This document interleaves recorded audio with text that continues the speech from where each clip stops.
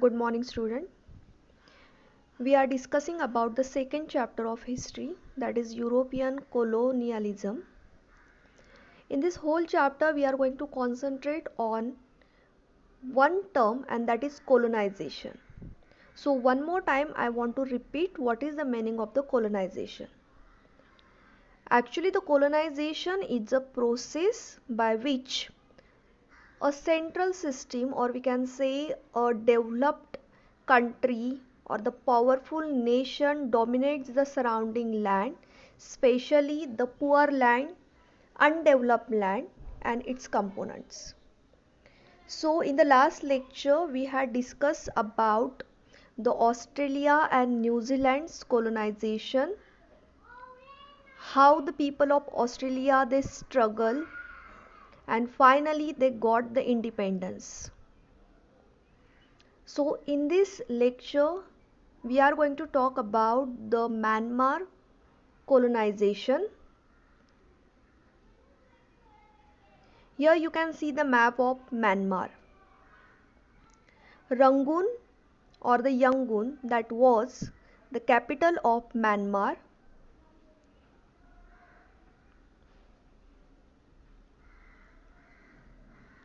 Now Myanmar is also known as Burma or Brahmadesh. Before it was known as Brahmadesh. Myanmar was the part of India only.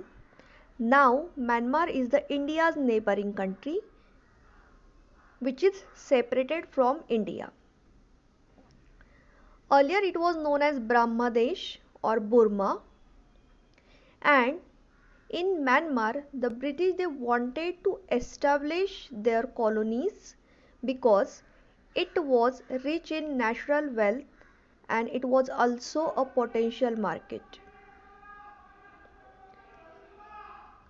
So here in English the official name chosen for the country at the time of independence was Burma. This was already the name that the British called their colony before 1948. This Indian name Burma may derive from the colloquial means the informal language or the everyday language, Burmese Bama, but it may also derive from the Indian name Brahmadesh. So when the Myanmar it was the part of India, and after separating it got named Brahmadesh.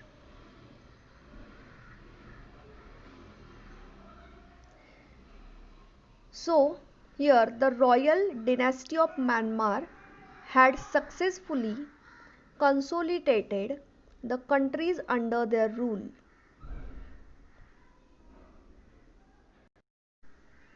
So here the royal dynasty of Myanmar had successfully consolidated. Consolidated means made more powerful, made more stronger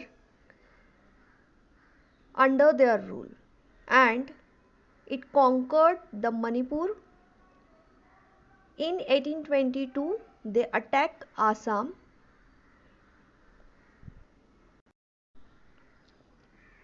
Now here the British were alerted by the Burmese attacks, and hence the Governor General of India declared the war against Myanmar, and that was the starting of the first Anglo-Burmese war. 5th March 1824, 24th February 1826. This was the duration for the first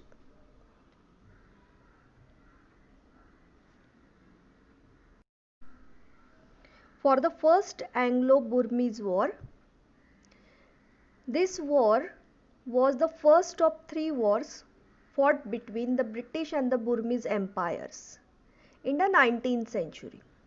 The war, which began primarily over the control of the northeastern India, and it's ended in a decisive British victory, giving the British total control of Assam.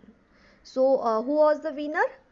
Of course the British was the winner, and they got total control over the Assam, Manipur, Kachar and Jaintia as well as Arkan province. This war was the longest and most expensive war in British Indian history.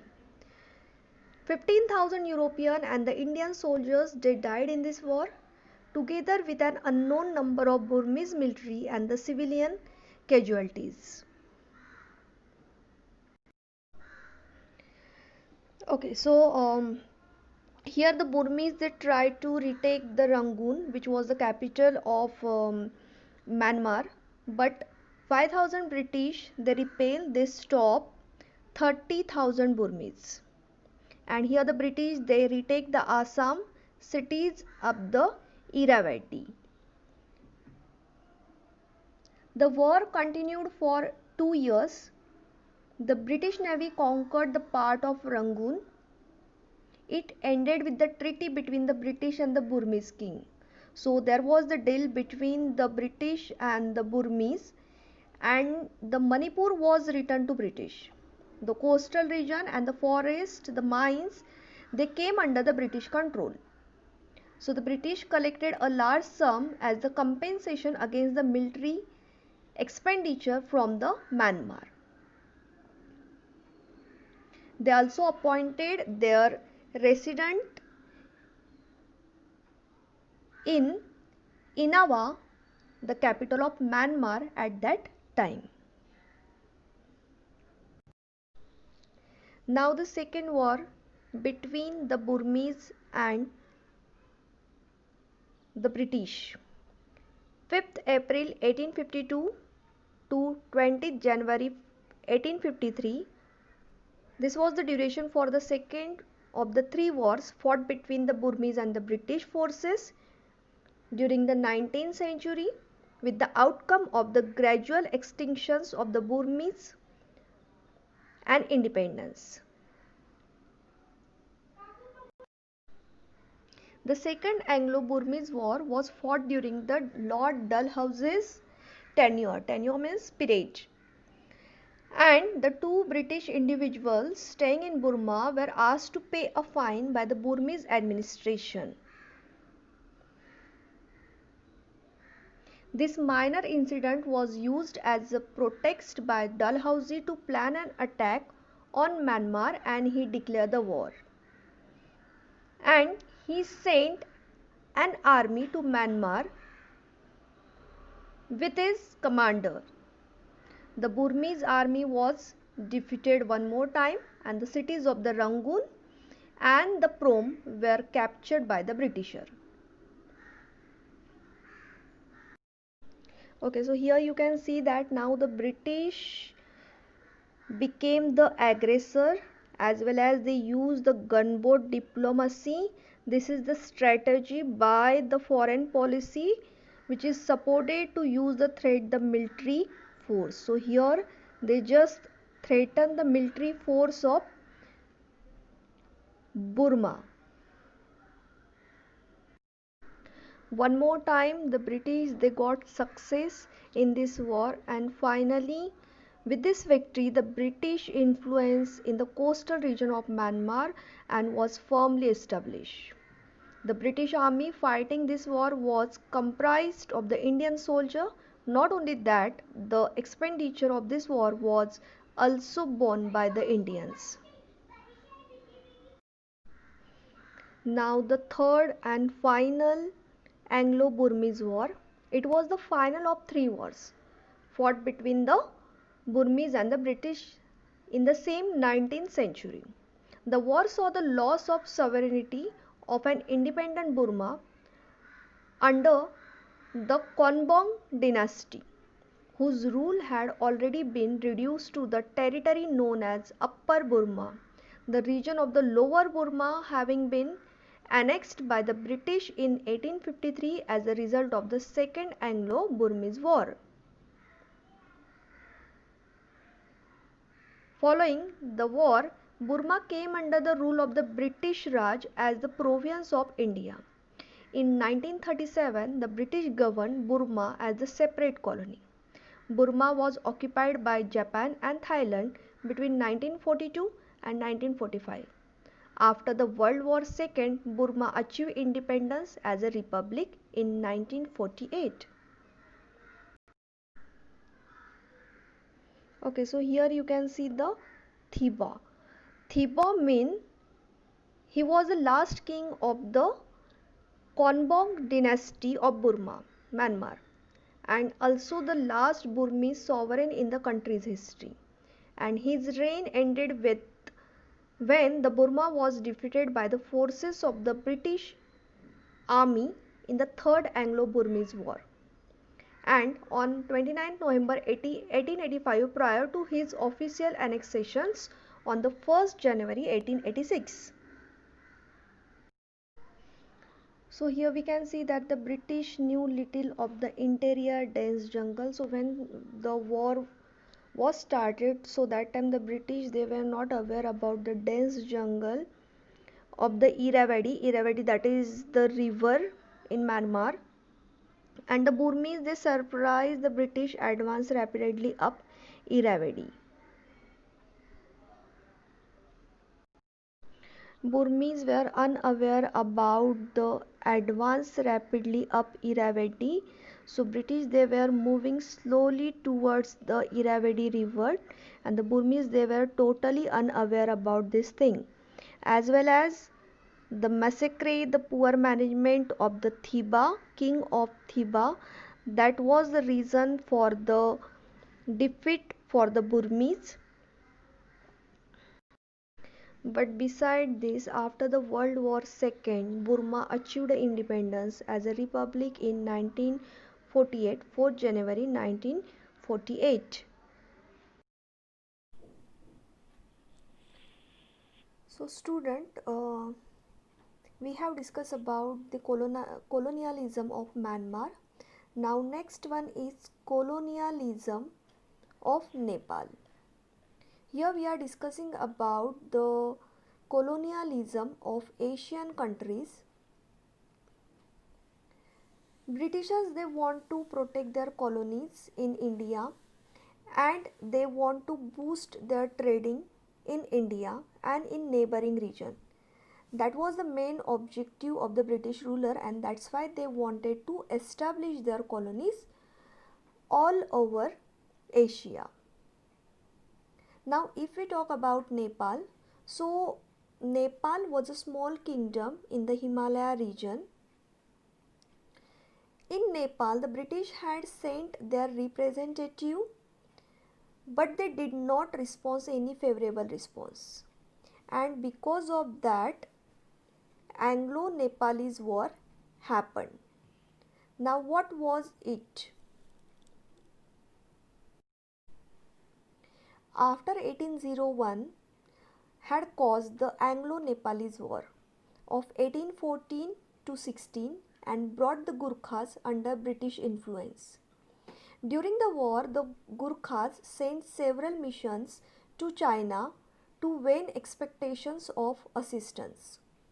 When political unrest flared up in Nepal after 1832, an anti-British group of people, they seized power and sought assistance from China.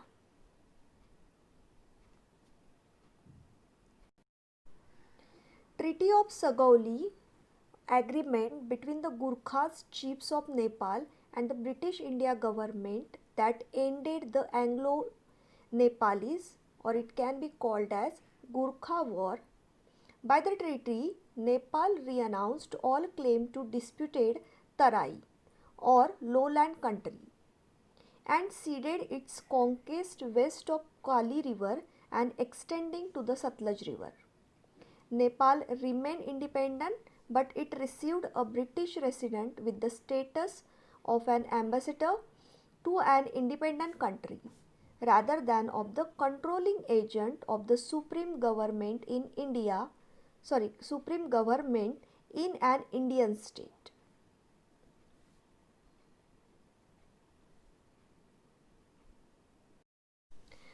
In this war, the Nepalese army had merely 10 to 12,000 soldiers, And British, they had much larger, more than 30,000 soldiers. The British attacked Nepal. The Nepalese army brought British army to point of desperation. It was defeated by the Nepalese at Makaunpur in 1896. The British had to hand over the regions of Terai, Kumaon and Garhwal to the Nepalese. A British resident was appointed at Kathmandu. In 1923, the British accepted the sovereignty of Nepal. So, what were the weaknesses in this war of British? So, there was a lack of knowledge of adversely, lack of knowledge of the ground, lack of information, lack of training in the mountainous terrain, because Nepal, it is situated in the mountainous Himalayan mountainous region, lack of cohesive spirit.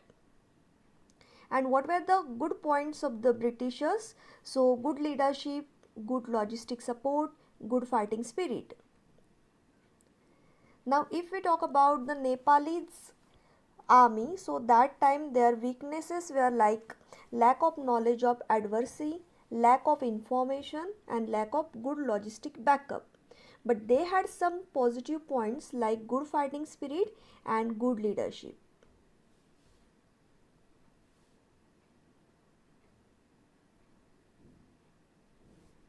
So student, finally in 1923 the British, they accepted the sovereignty of Nepal, and finally the Nepal got independence in 1923.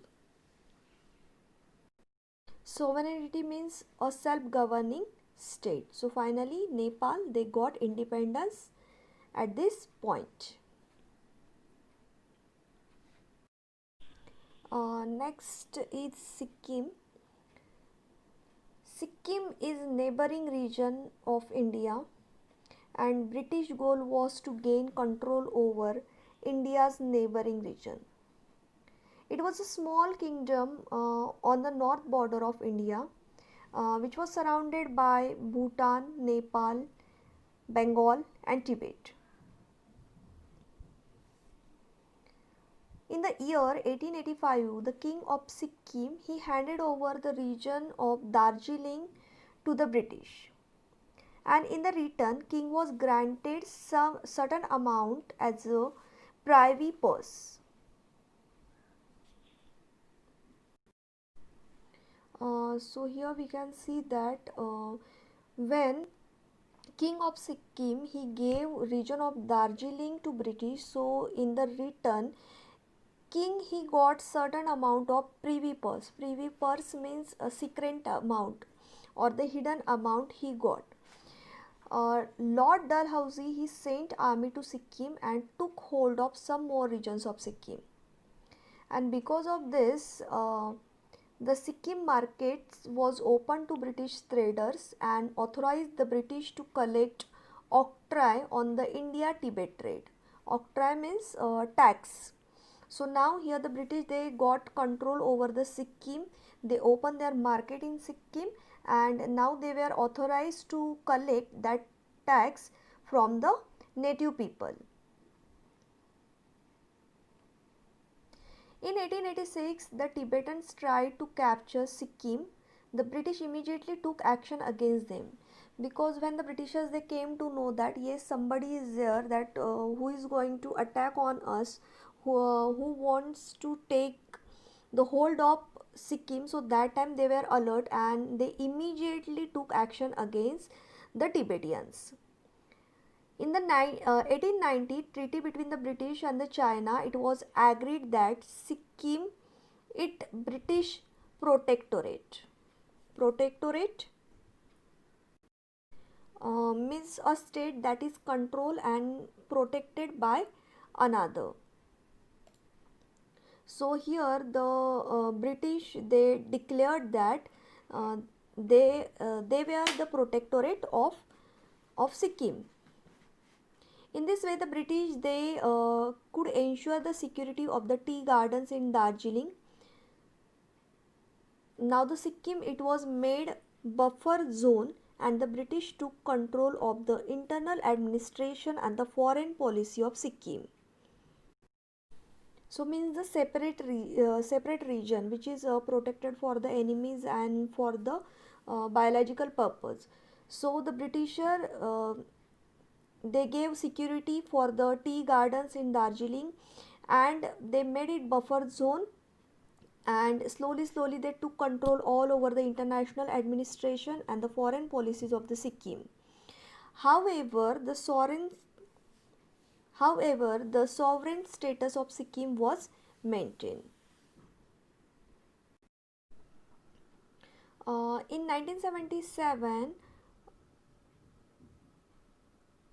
1977, the plebiscite was given to Sikkim, means there was the direct vote of all the members of an electorate on an important public questions such as to change in constitution. So that right was given to uh, Sikkim, and Sikkim voted for merging in Indian Republic, and from 1975 the Sikkim it became the part of Indian Federation. So it merged into the India, it merged into the Indian Federation from 1975. Student, next part of Asia is Bhutan. Bhutan is a neighboring country of India which is located in the northern border, and it is east to Sikkim. So that time Lord Warren Hastings, he was the first Governor General of India, and he had recognized the geographic and economical importance of Bhutan, and that's why he established friendly relationship with the country, and because of this it helped to open the trade route from Bengal to Tibet for the British. Ashley Eden, he took an aggressive stand against Bhutan in 1841, and there was the war between the Bhutan and the British.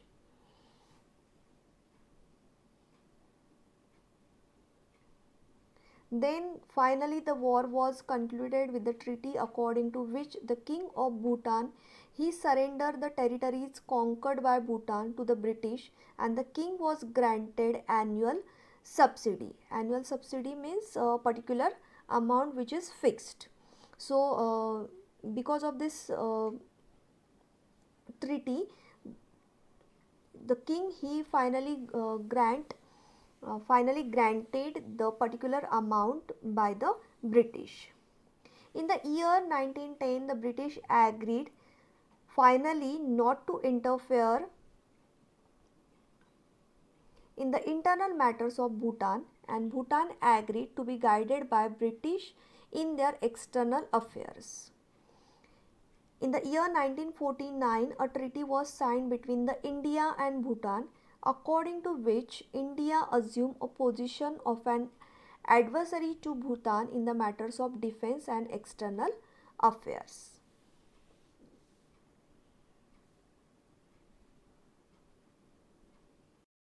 And student, last one country from India is Tibet.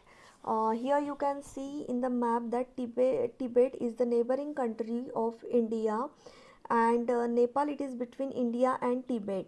So Tibet it was under the influence of Dalai Lama, and the Britishers they wanted to have hold on Tibet because for arresting the Russian advances and to increase their trade. During the Lord Curzon's time, the British military had reached Lhasa, the capital city of Tibet. In the year 1907, as per the treaty between the England and Russia, the political rule of China in Tibet was principally acknowledged. It gave So under the treaty between England and Russia, it gave freedom to China to claim Tibet as an integral part of China.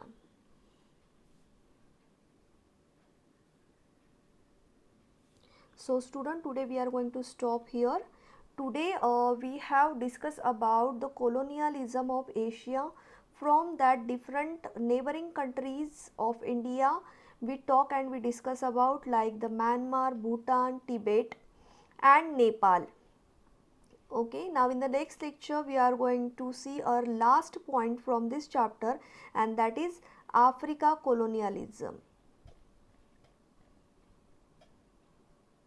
Thank you and have a nice day.